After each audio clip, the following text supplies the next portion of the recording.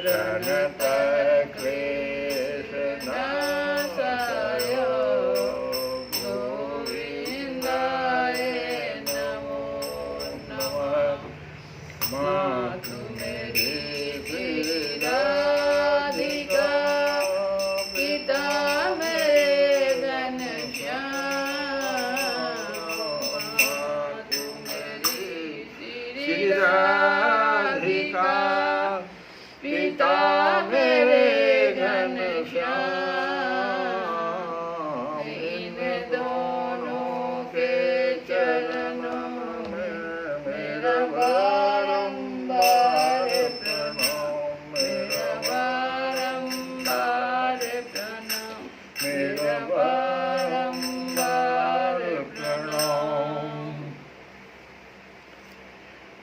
श्री गुरुवै नमः।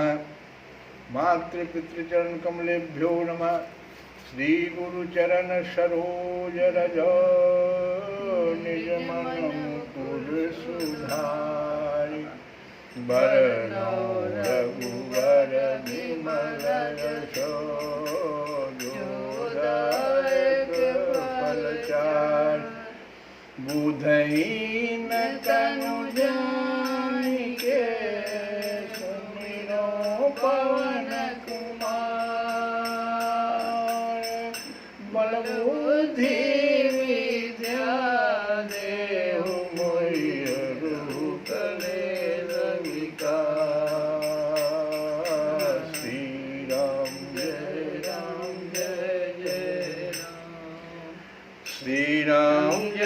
राम जय जय राम। श्री राम जय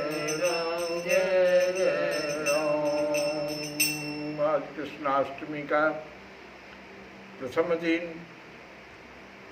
इसलिए हम लोग जरा प्रेम से भजन करें। श्री राम जय राम जय जय राम। श्री राम जय राम जय जय राम।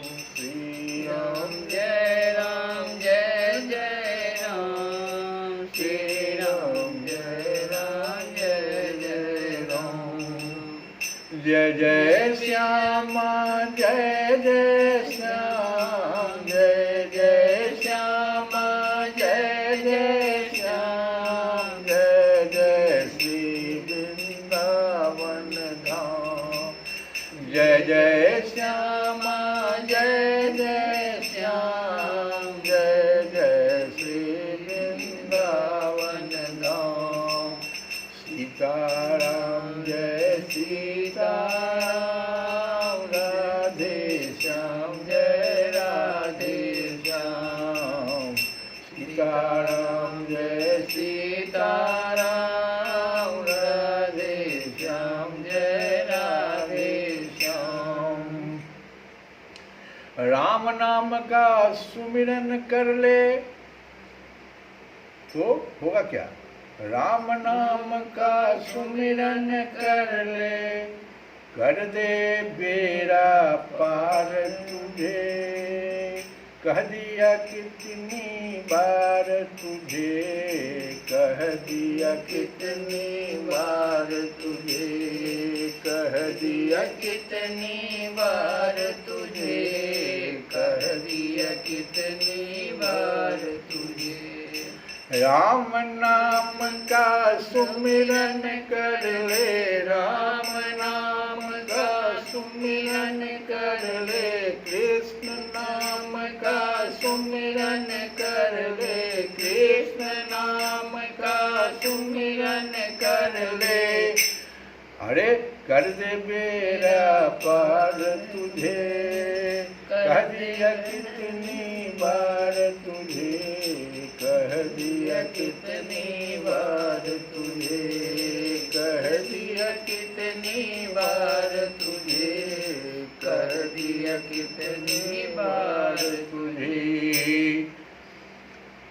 हम लोग कथा में भगवान के द्वारा अर्जुन को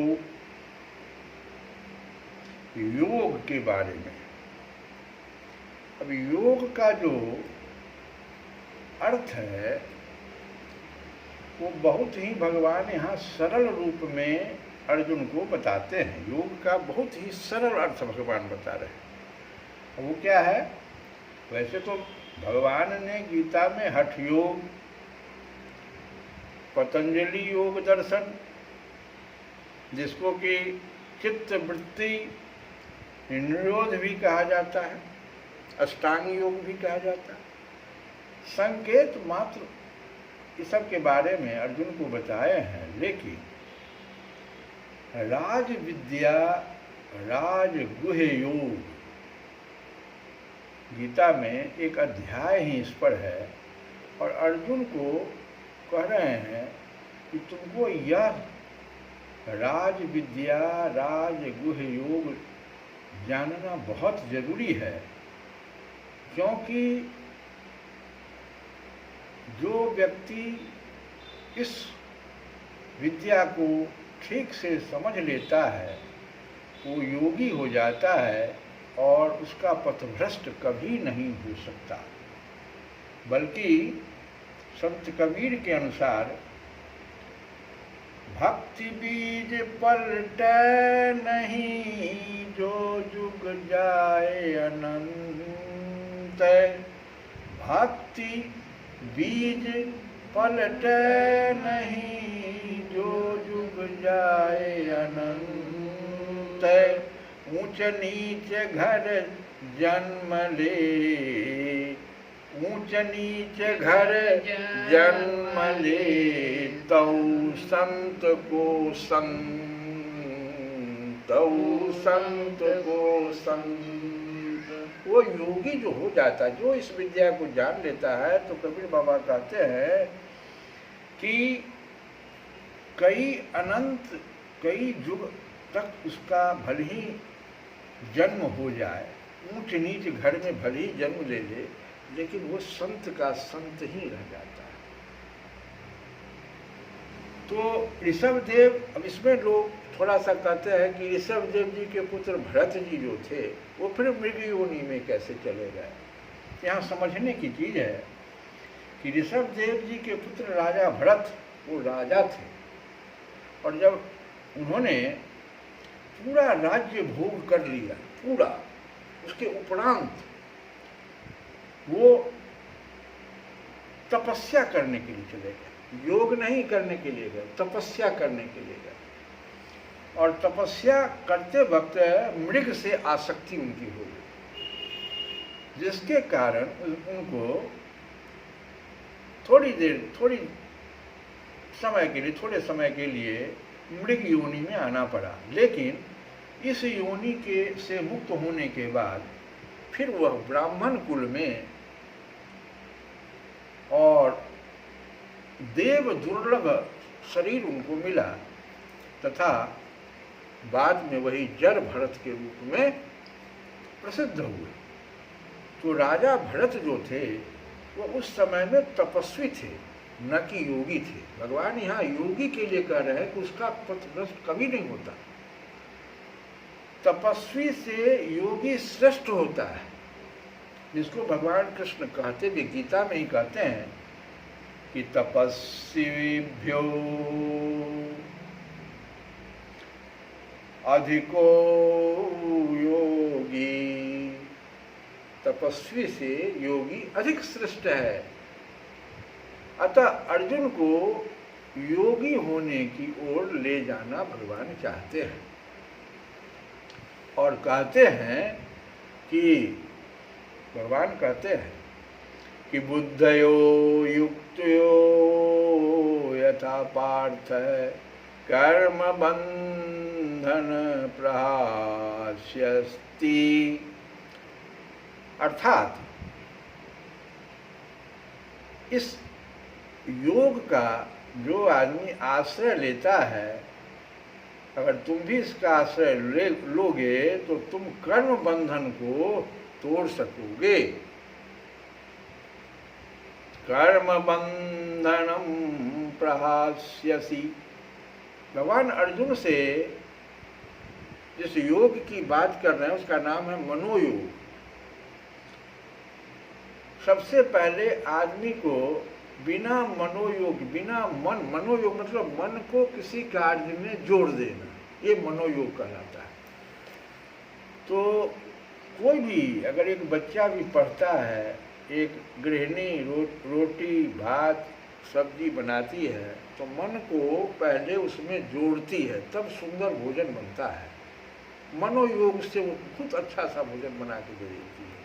बच्चा भी विद्वान बन जाता है, और जितने भी संसार में संबंध है वो मनोयोग से ही उस संबंध को निभाया जा सकता है। चाहे गुरु शिष्य परंपरा हो, पिता पुत्र का संबंध हो, भाई भाई का संबंध हो, पति पत्नी का संबंध, मनोयोग से उसको उस संबंध को निभाया जा सकता है। मन अगर आपका हट गया, रोटी बनाने के समय, चावल बनाने के समय, सब्जी बनाने के समय, पढ़ने के समय, संबंध को निभाने के समय जैसे तैसे संबंध को हम निभाए चले जा रहे हैं, नहीं निभाता है।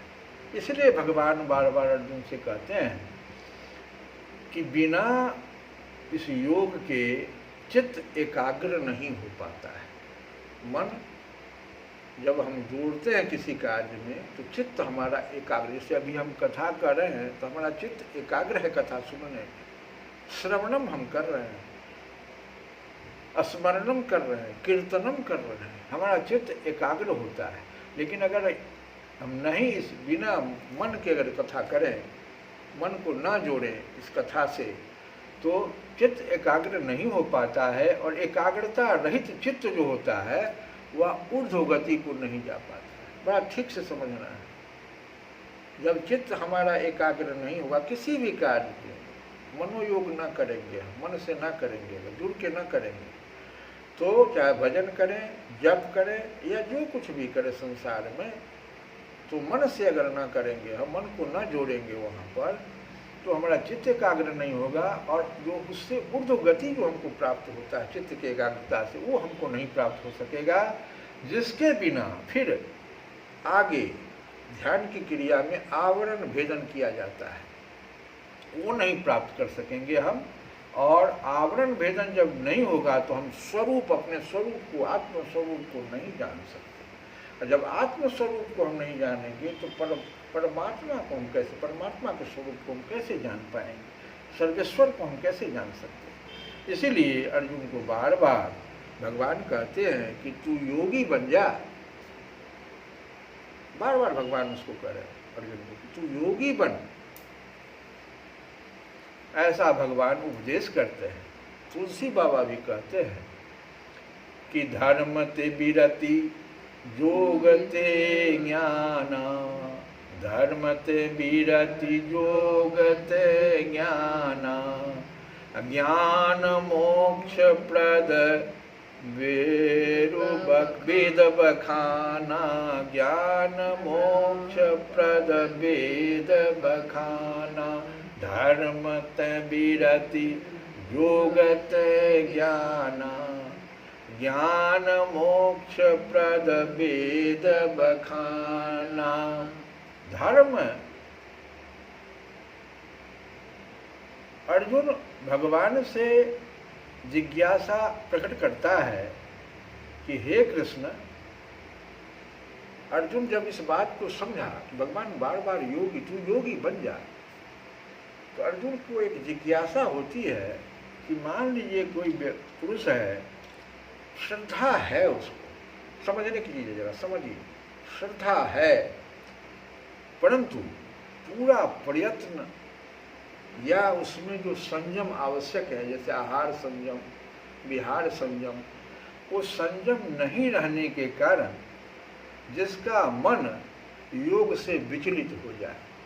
योग तो शुरू किया प्रथम दृष्टवा, प्रथम अवस्था में वह योगी की, वो कहीं से सुना और योगी की मनोदशा की ओर वो चलने का प्रयत्न किया, श्रद्धा भी उसमें हुआ, लेकिन हे भगवान संयम नहीं रहने के कारण और पूरा प्रयत्न न होने के कारण उसका मन योग से विचलित हो गया।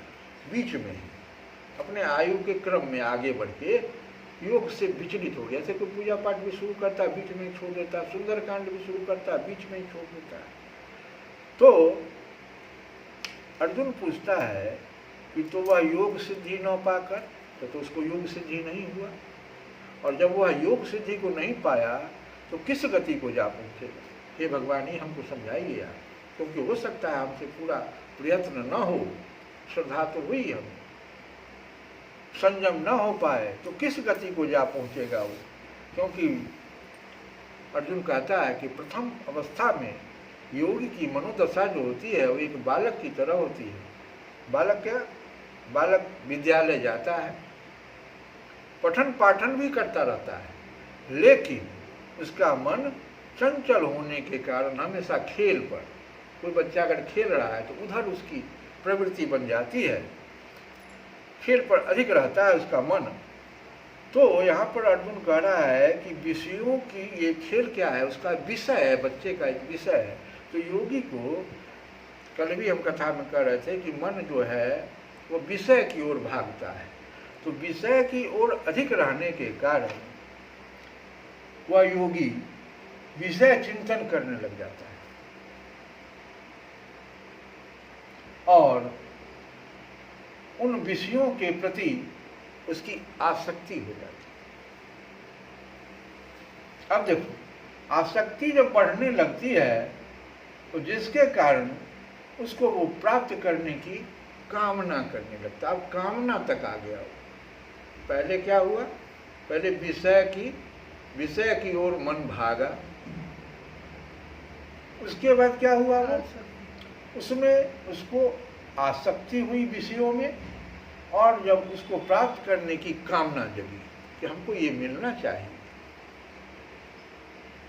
इसको भगवान अर्जुन से कहते हैं कि ध्यायतो विषयान पुंसः संगस्ते सुपजायते।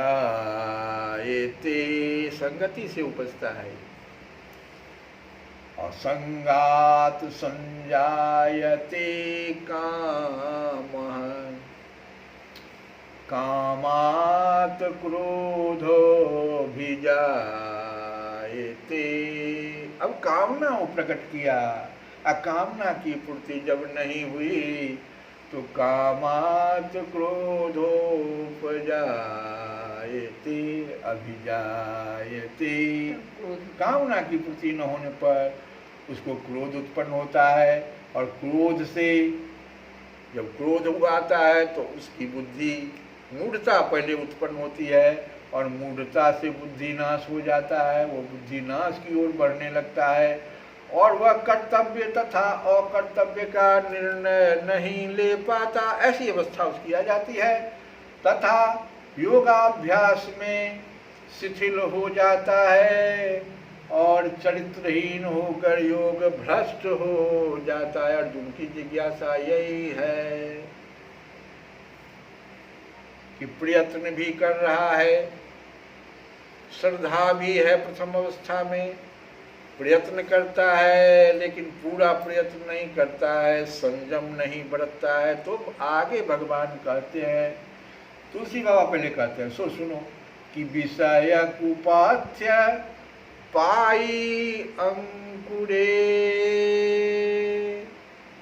विषय कुपाथ्य पाई अंकुरे, मुनिहु हृदय का नर बापुरे। बड़े बड़े मुनि का भी जो विषय में जाने नर कोई पूछता है तो सतगुरु वैद बचन विश्वासा, सतगुरु वैद्य वचन विश्वासा, संयम यह न विषय के आशा।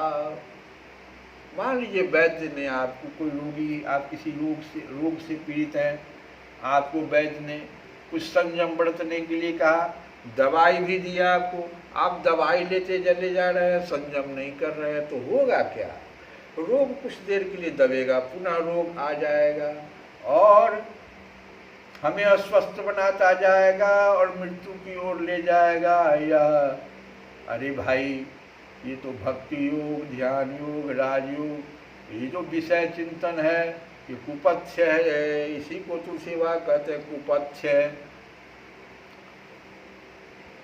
तो विषय कुपथ्य पाई अंकुरे, मुनिहु हृदय का नर बापुरे, सतगुरु वैद्य वचन विश्वासा। विश्वास करके, वचन पर दृढ़ विश्वास करके हमको चलना पड़ेगा। तो संयम यह न विषय कैयासा। अतः रे मन, भगवान का भजन कर और भगवान में लग जा। तो तुलसी बाबा जो भजन गा रहे हैं, हम लोग एकादशी तक का भजन गाए।